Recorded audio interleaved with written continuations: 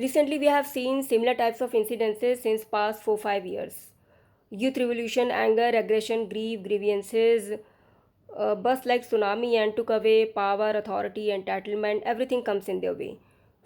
Anger and aggression act as a fuel, but who is fueling those emotion get all wins.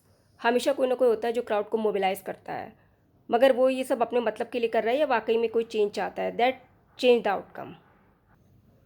रजस energy direction less होती है, इसलिए military या police हमेशा किसी मिनिस्ट्री के अंडर ही काम करती है। जैसे पहले सेनापति राजा के अधीन होते थे, और अगर मिलिट्री के हाथ में पावर रहती है तो वहाँ सिर्फ डिक्टेटरशिप ही होती है।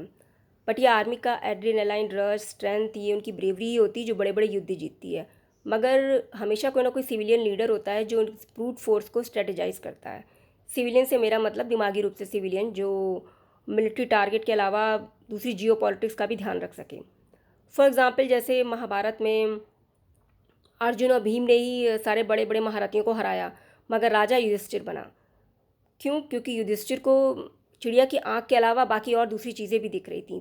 पेड़ पर बड़े छोटे छोटे पक्षी, पेड़ के नीचे आसपास दूसरे और जानवर भी दिखे। मतलब उन्होंने सब कुछ ऑब्जर्व किया, जैसा एक राजा करता है।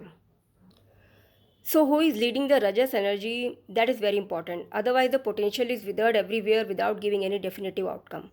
Rajas needs Sattva and Tamas, who can confine and channelize its potential to give new creation to for new beginning.